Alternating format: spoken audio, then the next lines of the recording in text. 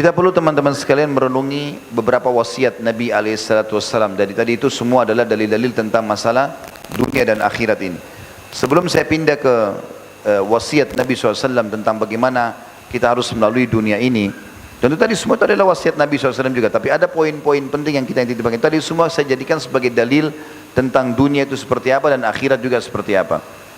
Hasan Basri pernah ditanya oleh seseorang dalam majelis beliau, wahai imam, kalau imam kita sekarang guru, kiai ya, jelaskan kepadaku perbandingan antara dunia dan akhirat.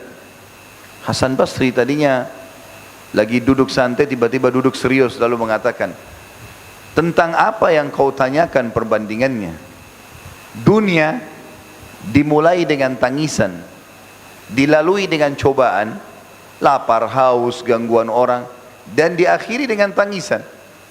Dia kalau baru lahir dia nangis, kalau dia meninggal ditangisi. Sementara akhirat dimulai dengan kebahagiaan. Pada saat orang mukmin meninggal, dia lihat surganya, kebahagiaan, dan akan selamanya bahagia. Bagaimana bisa kau bandingkan antara dunia dan akhirat ini? Dan Allah Subhanahu wa taala berfirman dalam Al-Qur'an, a'udzubillahi minasyaitonirrajim, walal akhiratu khairun wa abqa. Ketahuilah bahwasanya akhirat itu jauh lebih baik dan jauh lebih kekal.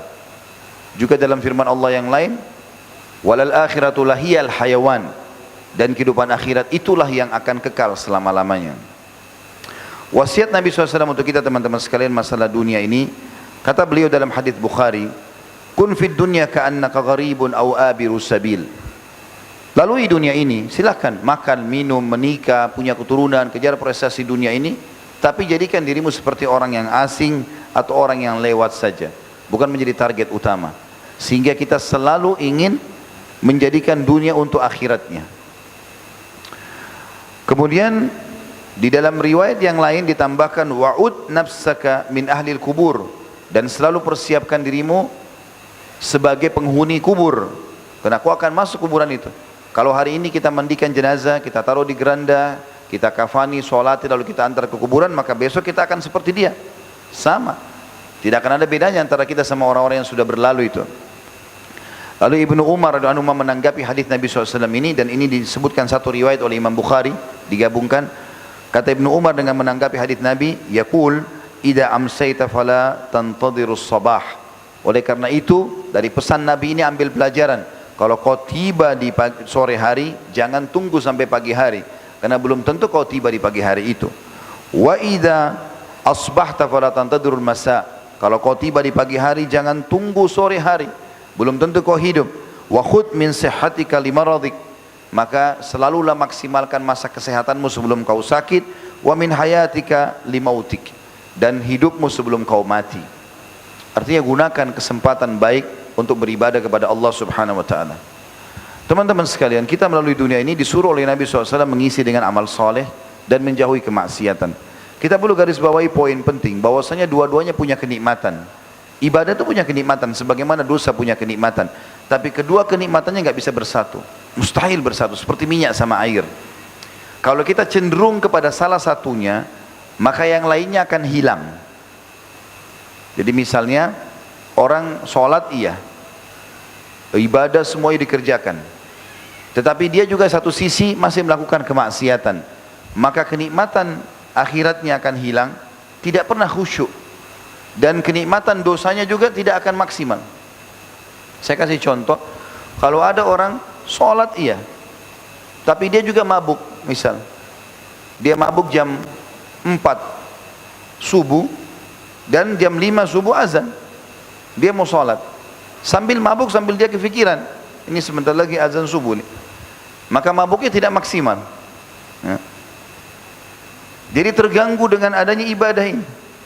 Tapi kalau orang tidak pikirin ibadah, dia mabuk saja sampai teler di pinggir jalan, dia tidak peduli, nggak ada sholat, nggak ada apa, azan, nggak penting, maka dia maksimal menikmati itu.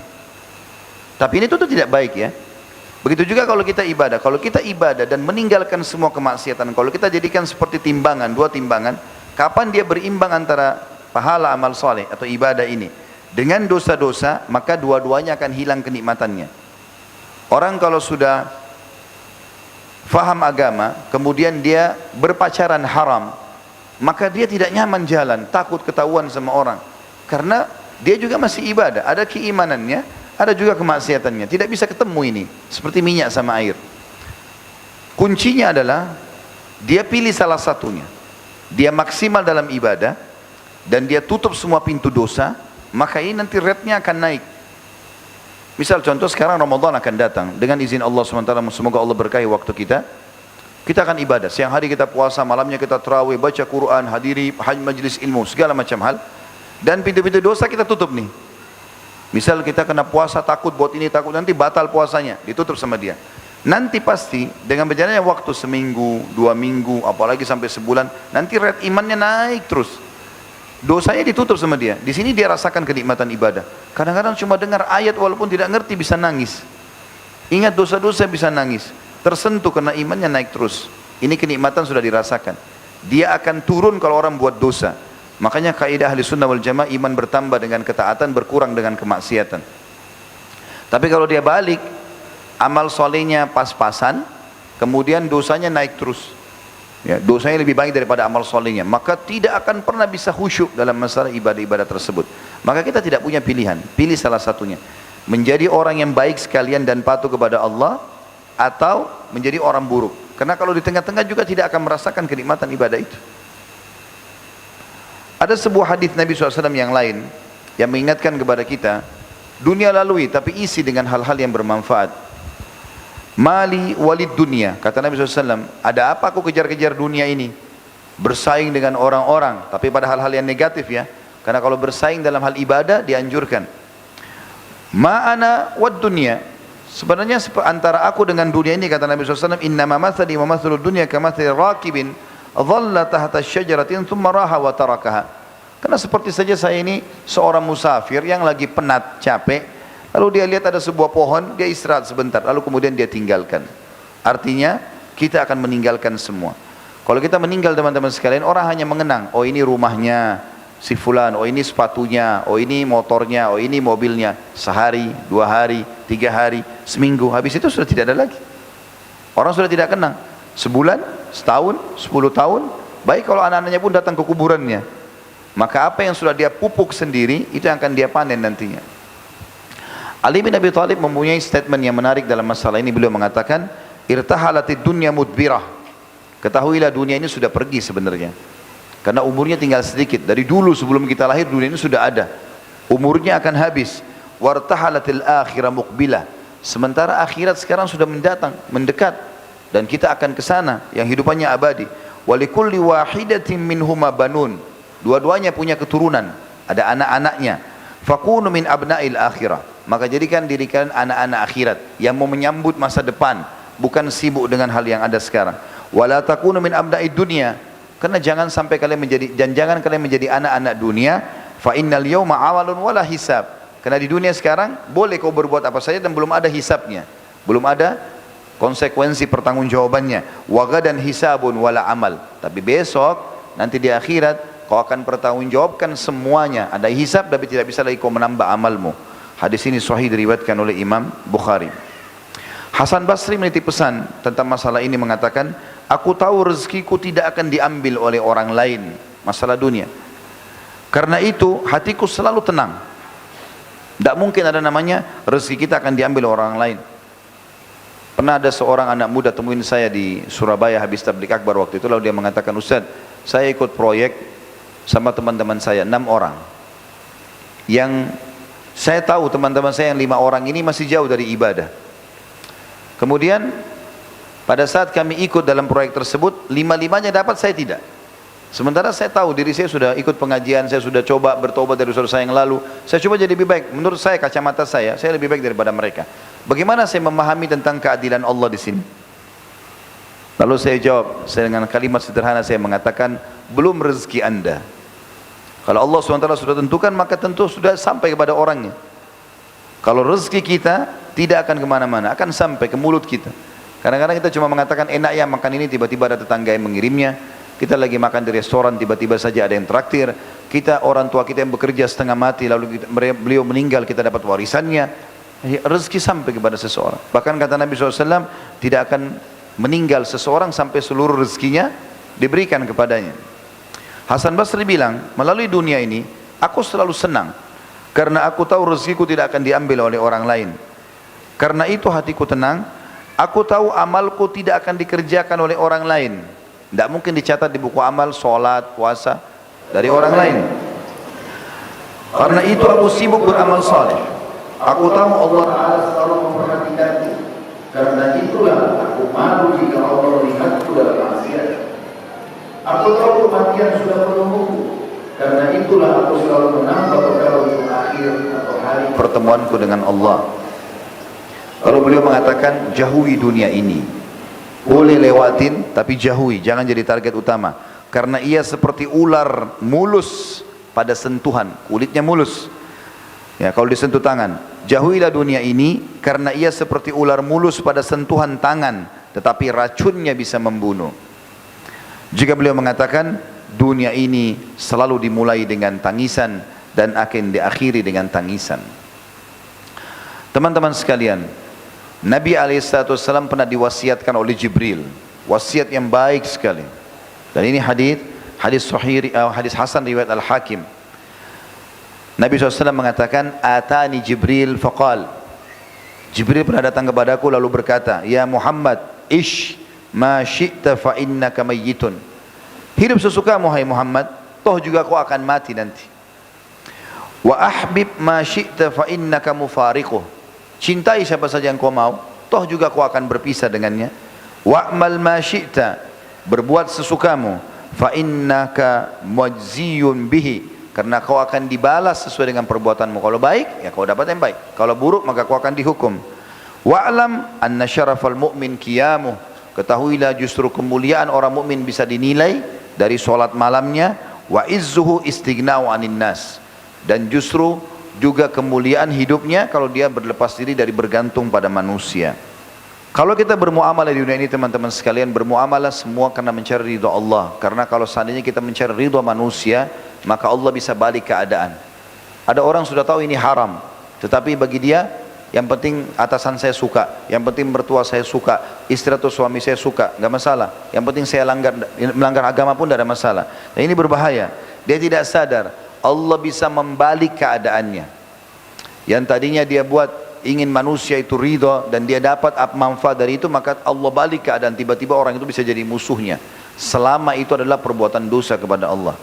Itu yang Nabi SAW menyebutkan di dalam hadisnya, man ardan nasa bisakhatillah, siapa yang membuat manusia ridha tapi pada sesuatu yang Allah murkahi, wakkalahu Allahu ilan nas, Allah akan buat dia bergantung pada manusia. Wakalahu ilan nas, kata ulama hadis adalah Allah gantungkan dia pada manusia, atau Allah akan selalu buat dia bergantung, mengemis dan minta-minta.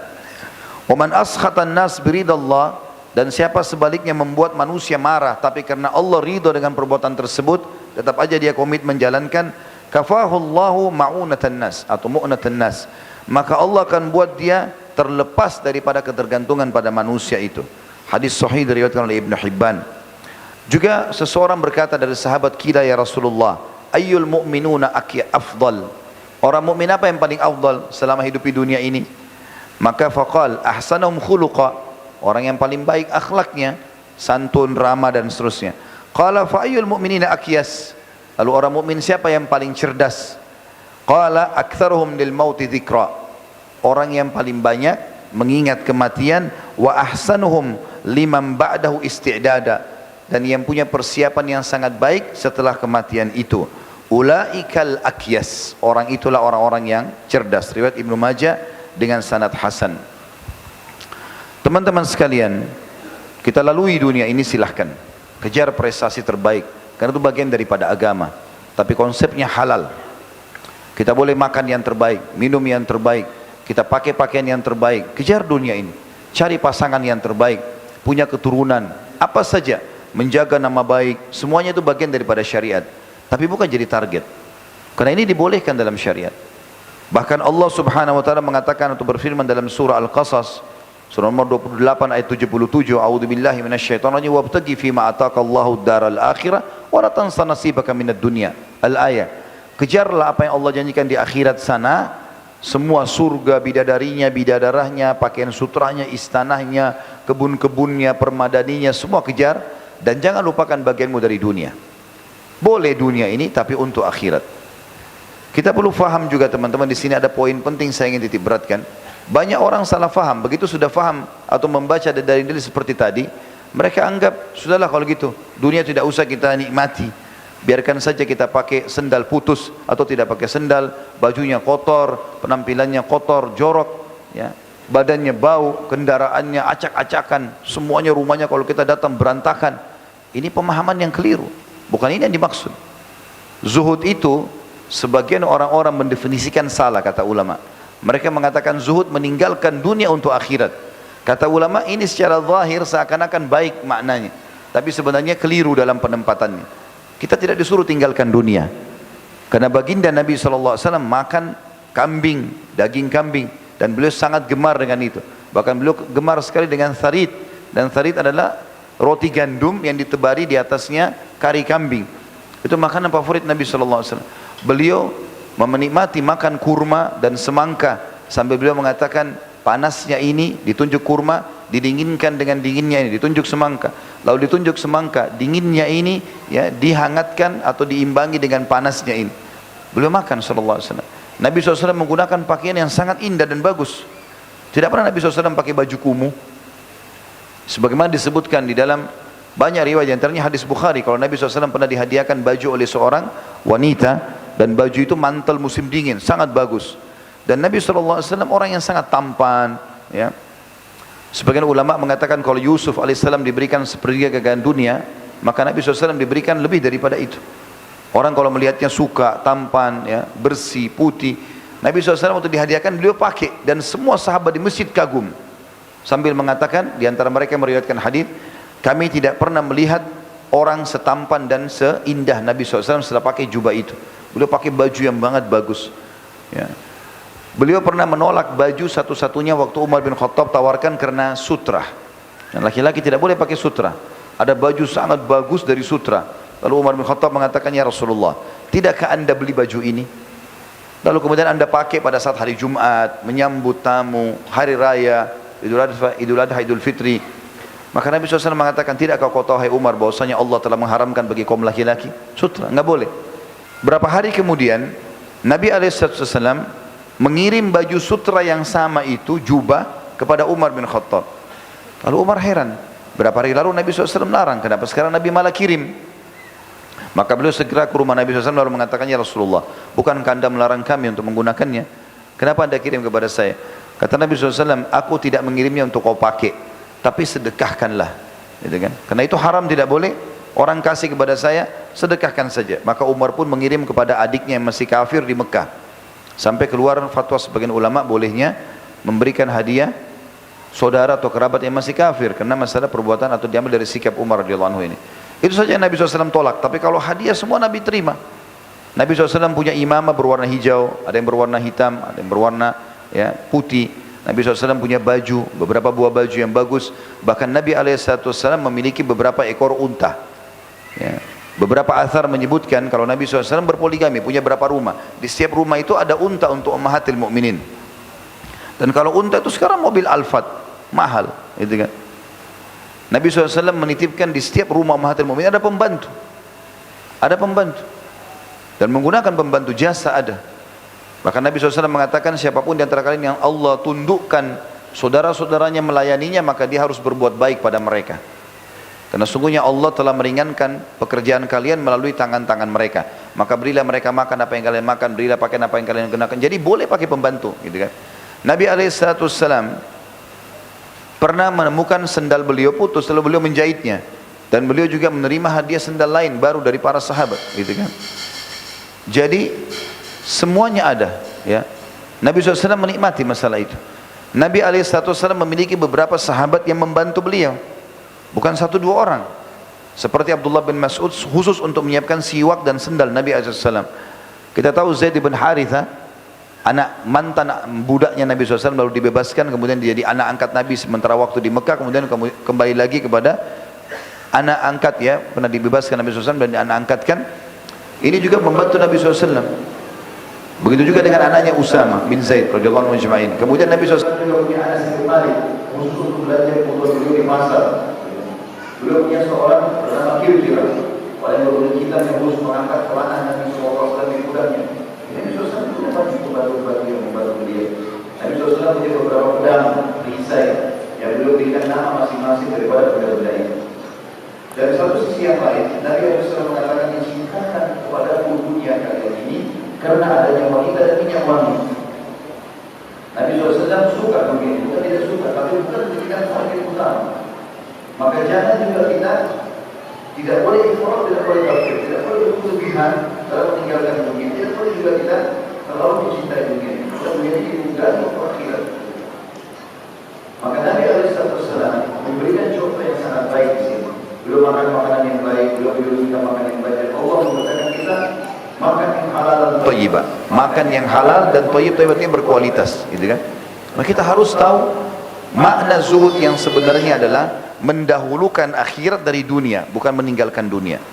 Kalau meninggalkan dunia berarti kita tidak akan pernah lagi melakukan perbuatan-perbuatan yang bisa menikmati dunia ini. Makanya sebagian orang yang salah faham di sini mengatakan kita tidak usah pikirkan dunia, makan roti kering saja, ya. Tidak usah pakai kendaraan, nanti berlebihan mencintai dunia. Saya pernah masuk di sebuah masjid, itu hari di daerah Surabaya. Waktu saya pas mampir di rumah kakak saya, lalu saya mampir sebuah masjid. Ada seorang berdiri habis sholat, lalu kemudian dia ceramah. Di antara kalimat yang diceramahkan adalah, kita nggak usah terlalu pikir dunia ini. Udahlah, nggak usah pakai baju satu saja cukup, nggak usah begini dan begitu, nggak usah makan yang enak. Jadi banyak hal yang disuruh tinggalkan sama dia. Padahal sebenarnya Allah SWT suruh kita makan yang baik.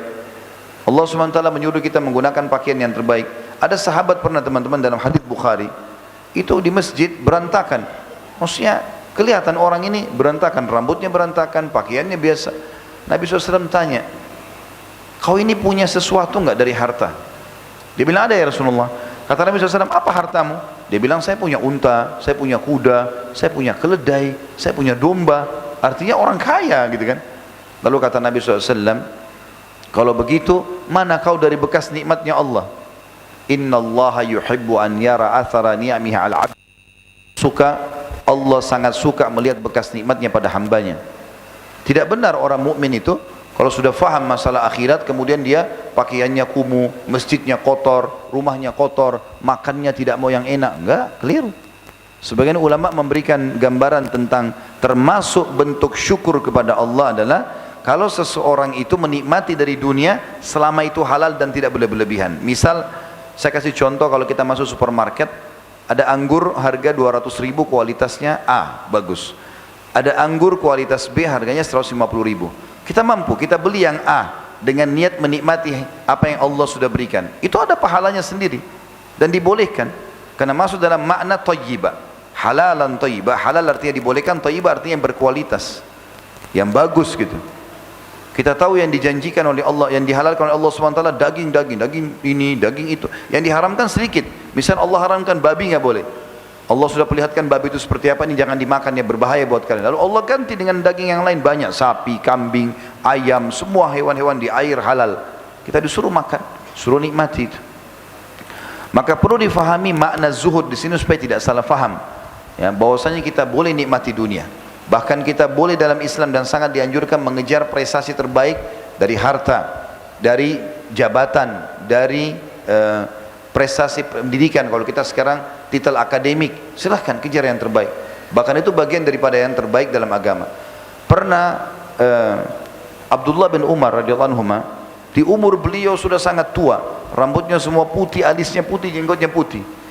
Beliau mengambil bibit kurma kecil, lalu mau ditanam. Bibit kurma ini mirip kelapa kalau kita, tumbuhnya lama sekali, gitu kan.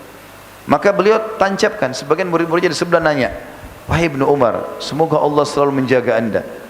Apakah anda bisa ambil manfaat dari pohon kurma ini? Saya pohon kurma ini sudah lama tumbuhnya dan anda sudah tua. Kata beliau, orang mukmin fikirannya begitu. Dunia ini tanam pohon, tapi ada urusan dengan akhirat. Dia mengatakan, kalau tidak bermanfaat, kalau aku tidak ambil manfaat darinya, akan bermanfaat bagi orang setelahku. Artinya akan jadi amal untukku nanti. Sesuai dengan sabda Nabi SAW, kalau di tangan seseorang di antara kalian ada bibit tanaman dan besok dia tahu kiamat, tetap dia tancapkan masalah itu. Tetap dia tancapkan masalah itu. Yang ingin saya sampaikan teman-teman sekalian, kejar prestasi dunia ini. Tunjukkan yang terbaik sebagai seorang muslim. Masjid kita, badan kita, rumah kita, kendaraan kita, cari yang terbaik. Dan harus selalu bersih. Allah SWT suruh kita itu. Kata Nabi SAW, Inna Allah jamilun yuhibbul jamal. Allah indah, rapi, bersih, suka dengan semua itu. Allah janjikan kita di akhirat, surga, semuanya keindahan. Bidadari digambarkan dengan kecantikannya, bidadara dengan keindahannya. Allah SWT gambarkan mereka seperti permata-permata. Ya, kalau bidadari hurun ain, kalau bidadara diistilahkan dengan wildanun mukhalladun. Kemudian juga taman-tamannya, pakaian-pakaiannya, istanahnya dari emas, pohon, segala macam hal, semuanya keindahan. Kita kembali kepada riwayat dunia. Pernah ada sahabat juga masuk ke masjid, rambutnya berantakan.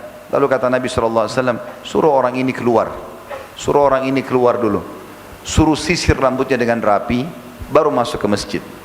Perhatikan tentang keutamaan sholat Jumat. Kata Nabi SAW, siapa yang mandi di hari Jumat dengan sebersih-bersihnya, pakai baju terbaiknya, menggunakan minyak wangi yang terbaik yang dia miliki, menyisir rambutnya dengan rapi, kemudian dia ke masjid dan dia kerjakan sholat yang diperintahkan, maksudnya tahiyat masjid, kemudian dia tidak memisahkan antara dua orang yang duduk dan dia dengarkan khutbah lalu dia sholat, kecuali dibersihkan dosa-dosanya yang telah lalu. Rentetan kebersihan dan kerapian berhubungan sekali dengan masalah pengampunan dosa. Oleh karena itu teman-teman, dunia kita disuruh kerjakan. Jadi bukan berarti tadi awal kita sampaikan dunia itu terhina segala macam. Itu terhina kalau kita jadikan sebagai target. Tapi kalau kita tunggangi untuk mendapatkan kebaikan di akhirat, maka akan berbeda hukumnya. Saya akan bacakan teman-teman sekalian beberapa statement kaum salafus saleh tentang masalah pentingnya seseorang tetap ada prestasi dunianya, tapi tentu kita bukan menjadikannya sebagai target utama. Ada beberapa dalil atau beberapa kisah ya yang berhubungan dengan masalah. Satu dalil yang dulu saya sampaikan. Di antaranya sabda Nabi saya baca dari firman Allah SWT dulu dalam surah Al-A'raf ayat 32. A'udzubillahi minasyaitonir rajim. Qul man harrama zinatallahi allati akhraja li'ibadi wat-thayyibati minar rizq. Qul hiya lil ladzina amanu fil hayatid dunya khalisatan yaumal qiyamah. Al-ayah artinya, katakan hai Muhammad, siapa yang berani mengharamkan perhiasan dunia ini, makanan bagus, pakaian, penampilan ya, kesehatan, siapa yang mengharamkan itu untuk hamba-hamba Allah yang telah Allah keluarkan buat hamba-hambanya, dan juga thayyibat minar rizq. Makna thayyibat minar rizq bisa makanan yang wangi, yang bagus, pakaian yang bersih segala macam. Katakanlah hai Muhammad, itu memang aku peruntukkan kata Allah untuk hamba-hambaku yang beriman di kehidupan dunia, dan mereka akan juga menikmatinya di akhirat. Juga dalam firman Allah Subhanahu wa taala dalam surah Al-Maidah ayat 15, A'udzubillahi minasyaitonir rajim, huwallazi ja'ala lakumul arda dhalulan famshu fi manakibiha wa kulu min rizqi wa ilaihin nusyur. Katakan hai Muhammad, dialah Allah yang telah menjadikan bumi ini terhampar untuk kalian. Jalanlah di muka bumi, menyebarlah dan makanlah dari rezeki-rezeki Allah. Nikmati, silakan. Makan buah-buahan yang bagus, minuman yang enak segala macam, dan ketahuilah kalian akan dikembalikan kepadanya. Tentang kegiatan orang-orang kaum laki-laki di hari Jumat, disuruh secara khusus mencari rezeki. Dalam surah Jum'ah ayat 10, A'udzubillahi minasyaitonir rajim, fa idza qudiyatis salatu fantashiru fil ard wabtagu min fadlillah wadhkurullaha katsiran la'allakum tuflihun. Kalau kalian selesai mengerjakan solat Jumat, menyebarlah di muka bumi. Dan apa yang dikerjakan? Kumpul-kumpul sama orang? Enggak, kata Allah, wabtagu min fadlillah, cari rezeki-rezekinya Allah itu. Dan ingatlah Allah dalam pekerjaan cari rezeki, ingatlah Allah dengan zikir atau mengingatnya dengan yang banyak, agar kalian termasuk orang-orang yang beruntung. Baginda Nabi SAW memotivasi kita untuk mengejar prestasi dunia yang terbaik, tapi yang halal, dan tujuannya nunggangi untuk akhirat. Dia kerja, targetnya adalah bagaimana uang-uang yang dia dapatkan untuk bangun masjid, rumah anak yatim, membiayai keluarganya, semua dia bawa ke akhirat. Kata Nabi SAW, ma akala ahadun ta'amun khairan min an ya'kula min amali yadi, wa inna nabiyallahi Dawud kana ya'kul min amali yadi. Tidak ada sesuap makanan yang lebih baik dimakan oleh seseorang dibandingkan yang dia dapat dari hasil kerjanya sendiri. Disuruh bergerak, tidak boleh malas. Bahkan Nabi SAW berlindung dari sifat malas ini. Dan ketahuilah, nabinya Allah Daud makan dari hasil tangannya sendiri. Dalam riwayat Imam Muslim dikatakan, Nabi SAW bersabda, kana Zakaria alaihissalam najjara. Ketahuilah kata Nabi SAW, Nabi Zakaria alaihissalam adalah tukang kayu yang menguasai bidangnya. Riwayat yang lain dikatakan anna Idris alaihissalam kana khayyatan yatasaddaqu bi fadli kasbih. Bahwasanya Nabi Idris alaihissalam adalah seorang tukang jahit yang mahir dan dia makan dari hasil jahitannya itu, serta juga dia bersedekah dengannya. Jadi ada penyatuan antara mendapatkan terbaik di dunia supaya bisa hidup, kemudian juga di akhirat dia jadikan target akhiratnya, dia bersedekah untuk target akhiratnya. Dikatakan bahwasanya di dalam hadis riwayatkan Imam Bukhari, motivasi untuk kita bekerja di dunia jangan bermalas-malasan, tapi ingat konsepnya 5 huruf halal, kemudian bawa itu ke akhirat. Dikatakan dalam hadis li'an ya'khudha ahadukum abhulah, ketahuilah kata Nabi SAW, seseorang di antara kalian membawa potongan-potongan talinya, thumma ya'til jabal, lalu dia datang ke atas sebuah gunung. Riwayat lain, kemudian dia datang ke hutan, ya. Thumma ya'ti bihi jazmatin atau bihizmatin min hatab, lalu dia datang membawa tumpulan kayu-kayu bakar, fayabi'aha fayustagna bithamaniha, lalu dia menjualnya, dia pikul lalu dia jual di pasar, lalu dia akhirnya hidup dari penjualannya. Khairun lahu minan yas'alan nas, lebih baik daripada dia mengemis pada manusia. U'tuhu aw mana'uh, baik dia diberikan ataupun dia ditolak untuk diberikan. Berarti ada motivasi yang sangat besar untuk bisa bekerja, mencari prestasi dunia ini. Jangan tinggalkan, tapi jangan jadikan sebagai target utama. Ya, biasanya dasarnya itu adalah orang kalau targetnya akhirat, dia cuma fokus kepada yang halal, dan setiap kali ada harta dia sibuk, apalagi yang saya harus keluarkan nih, kemana lagi saya harus keluarkan. Ada seorang salafus saleh, dia dengan beberapa sahabat-sahabatnya bergerak dalam bisnis perniagaan dan semuanya sukses. Tapi rupanya teman-temannya ini tidak pernah menjalankan sedekah, selalu nabung saja, sehingga ada gudang mereka harta penuh dengan harta. Yang satu ini tokoh kita, tidak disebutkan namanya, saya tidak temukan namanya dalam kisah ini, tapi dikatakan dalam athar ini insyaallah sahih. Dia katakan dia sendiri tidak nabung, setiap ada hartanya selalu dia keluarkan, dia pakai kebutuhan dia, tambahin modal, disedekahkan. Sedekahnya ini membuat dia tidak punya tabungan. Maka teman-temannya bilang, kau tidak sayang dengan hartamu, setengah mati kerja, toh juga kemudian kau habiskan begitu saja, sedekah terus, kami lihat gudang-gudang kami penuh, kau tidak sayang dengan hartamu? Maka kalimat sayang ini digarisbawahi sama dia.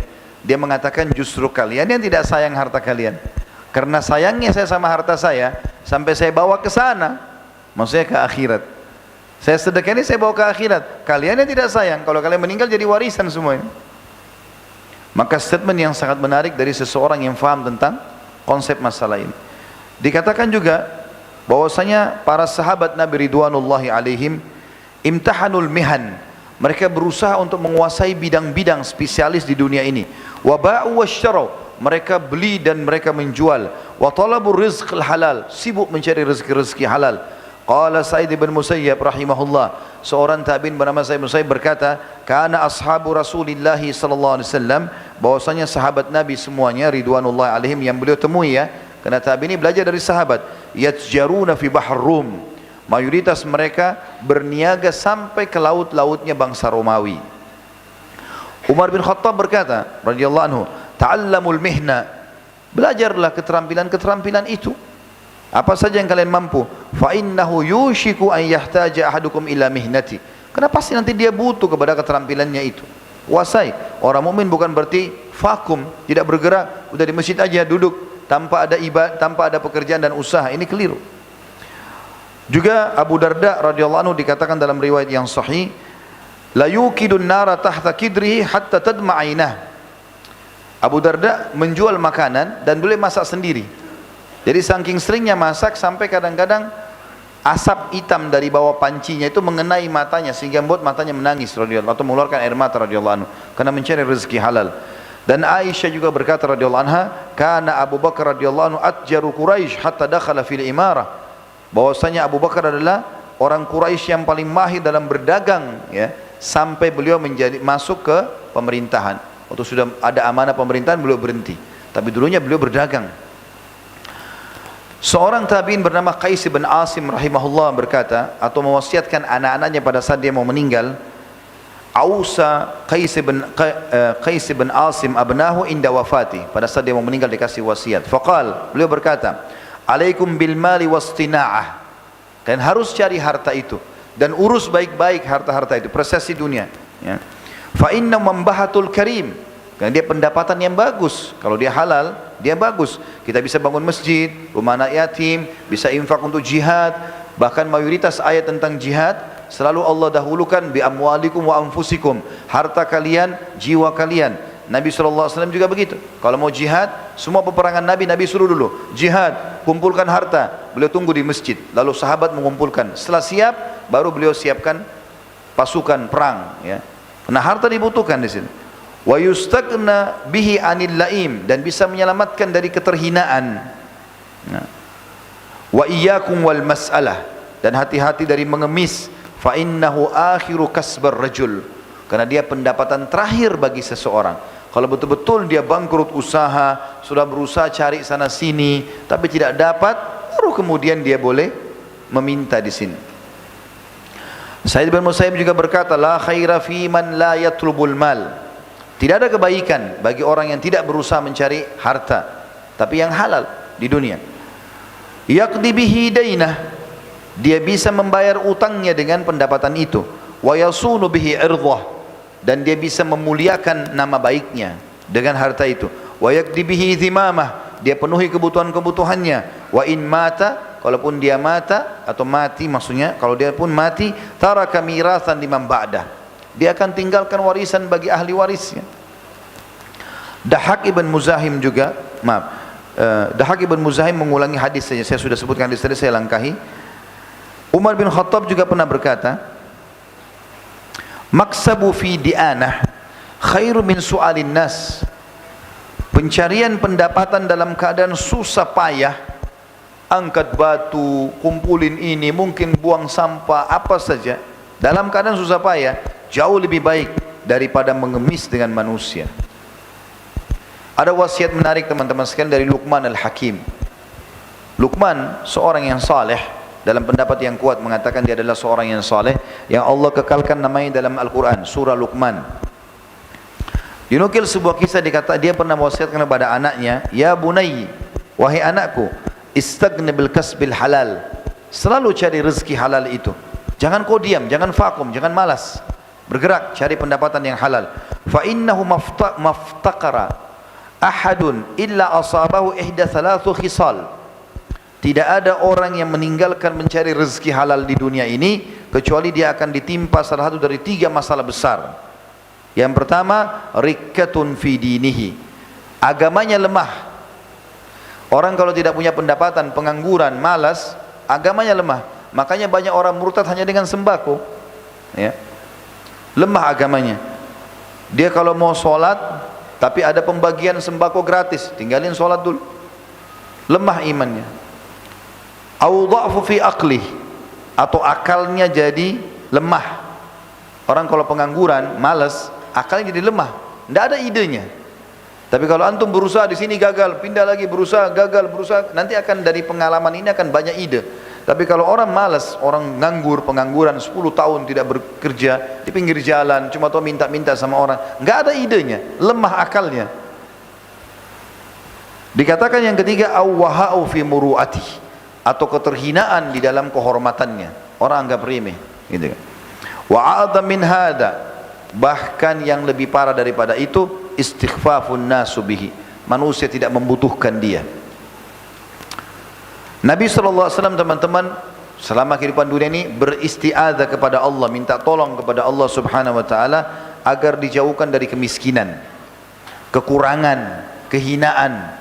Di dalam hadis yang sahih diriwayatkan Imam Ahmad, kata Nabi SAW, ta'awwadhu billah minal faqri wal killati wal dhillati, berlindunglah kalian selalu kepada Allah selama hidup dunia ini dari kefakiran, jangan sampai miskin.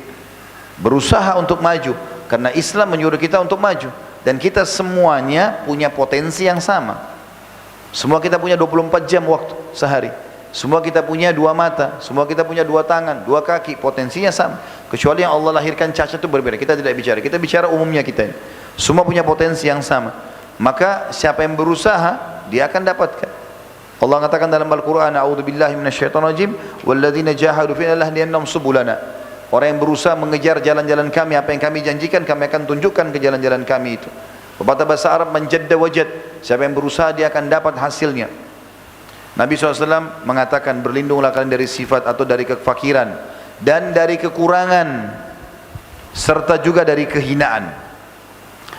Juga dalam riwayat An-Nasai dan Abu Dawud, baginda Nabi SAW berlindung dari kelaparan dan kesusahan hidup. Beliau mengatakan, Allahumma inni a'udzubika minal ju'i fa innahu bi'sad daji'.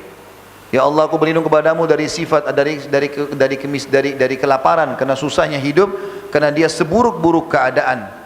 Juga dalam riwayat lain beliau mengatakan, Allahumma inni a'udzubika minal ajz wal kasal.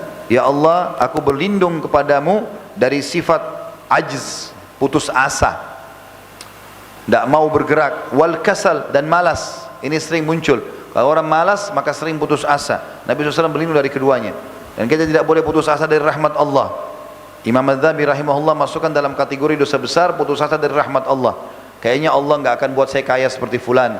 Kayaknya saya tidak bisa sembuh. Kayaknya saya tidak bisa maju. Ini semua nggak boleh.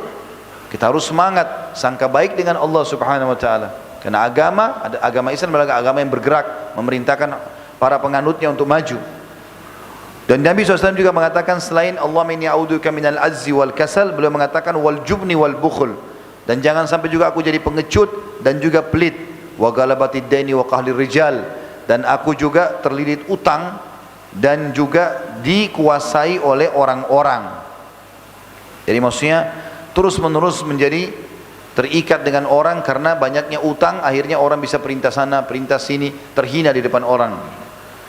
Umar bin Khattab radhiyallahu anhu, sebagian ulama mengatakan kalimat mulia. Dia mengatakan begini, innahu la yaliku birrajul al-aqil ay yarda li nafsi ay yakuna himlan 'alal mujtama'.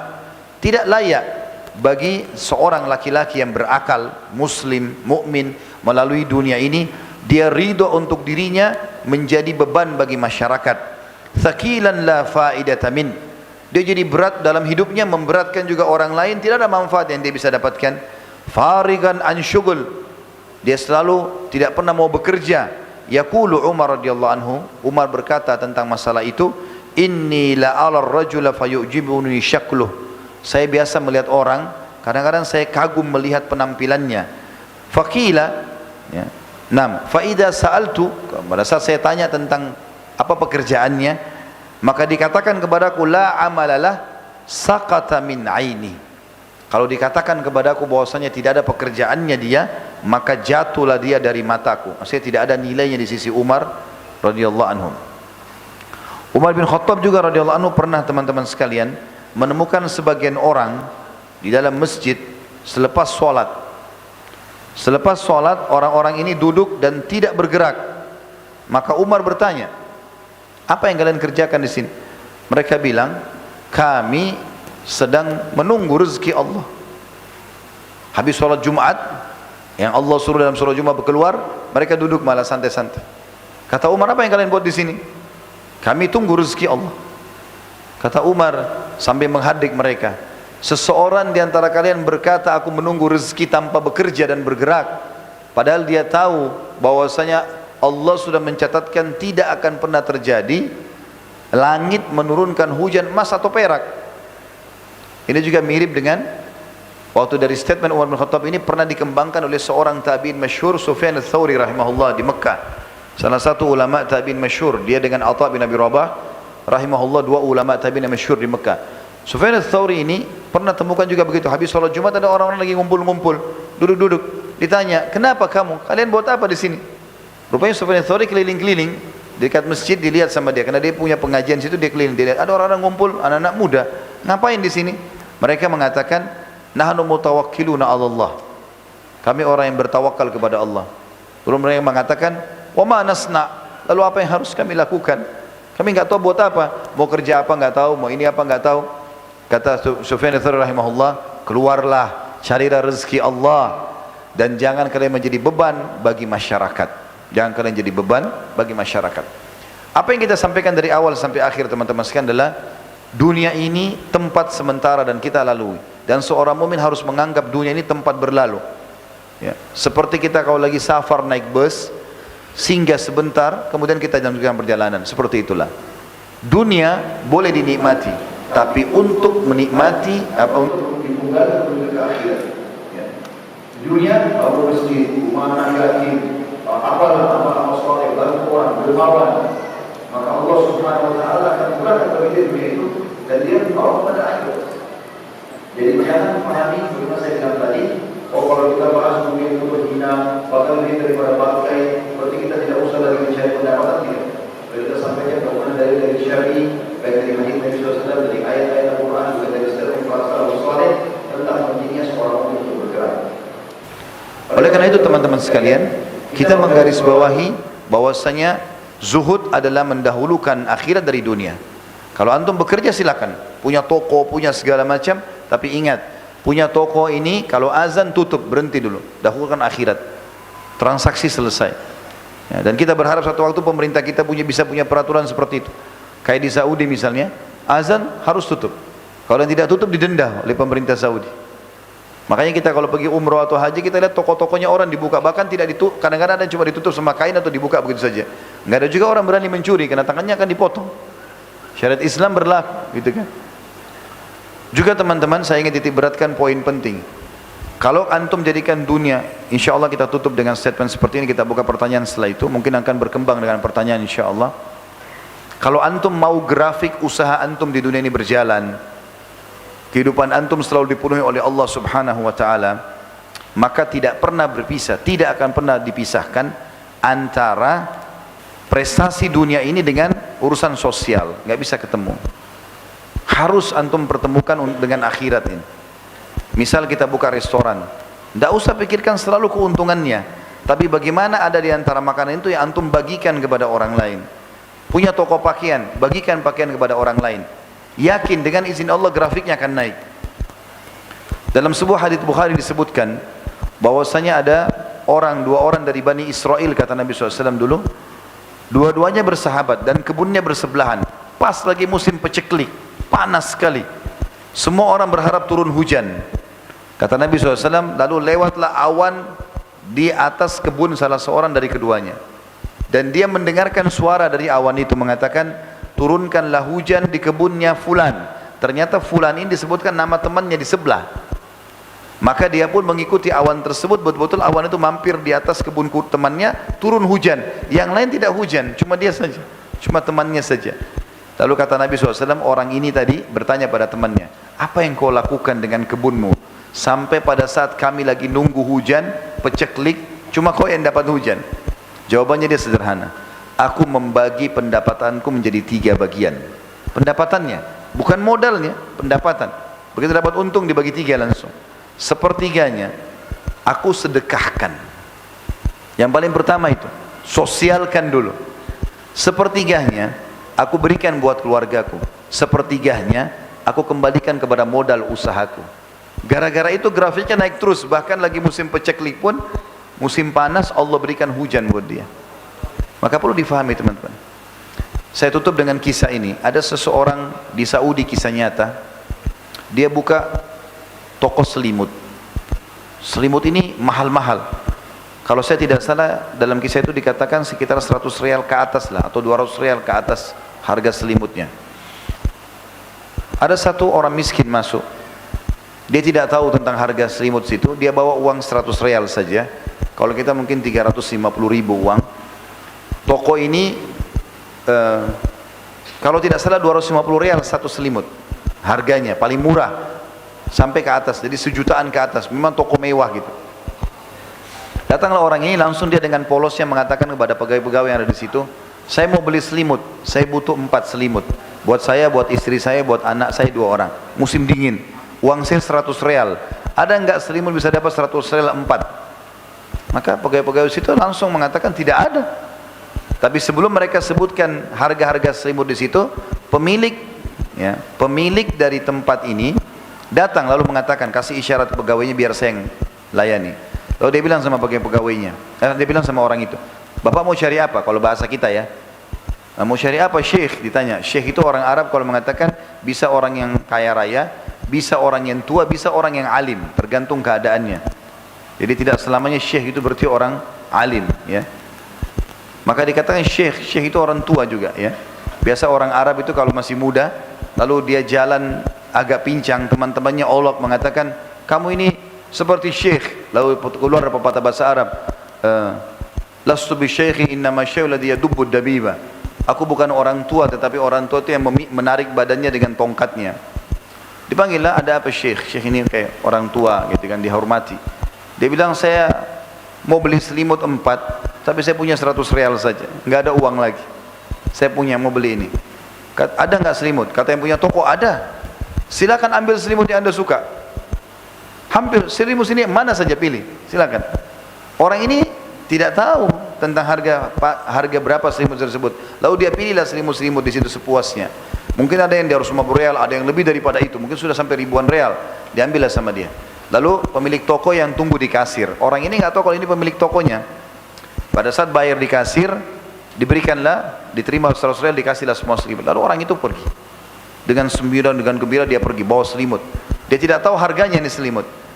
Waktu sudah pergi, si pemilik toko panggil semua pegawainya, lalu dia katakan, pasti ada hal-hal yang kalian ingin tanyakan. Kata mereka, iya, kami ingin tanya, bagaimana Anda bisa jual selimut yang minimal harga 250 real, 1, Anda jual 100 real 4, gitu kan? Apalagi dia bisa ambil selimut yang lebih mahal daripada itu. Kata dia, tadi itu yang datang, saudara kita muslim, dan kita tahu dia butuh, maka kasih kebutuhannya. Lalu salah satu pegawai bilang, tapi kenapa Anda tidak kasih gratis saja? Kenapa Anda masih ambil uangnya? Kata dia, bedakan, ini kalimat penting ya, bedakan antara orang datang minta dengan orang mau beli. Kalau orang minta, kita kasih. Tapi karena dia mau beli, biarkan dia keluar dari toko ini dalam keadaan mulia. Biasakan itu dilakukan, ya, dengan kebaikan-kebaikan ini. Dan insya Allah akan lebih jauh nanti kita akan bahas biidnillah bahasan selanjutnya. Mungkin di Pekanbaru nanti insya Allah nanti malam tentang masalah kaya dengan bersedekah, gitu kan? Itu akan panjang sekali dan banyak sekali dalil-dalil syar'i dan juga contoh-contoh bagaimana sedekah itu memang pangkal kekayaan. Dan tidak usah pakai resep yang lain. Tidak usah tunggu juga kapan kaya raya baru kemudian bersedekah. Akan ada dengan sendirinya. Kapan kita mulai berikan sekarang, maka akan kita dapatkan langsung hari itu atau besoknya. Dan Allah menjanjikan satu pahala akan dibalas menjadi 10 kali lipat. Itu minimal tentunya.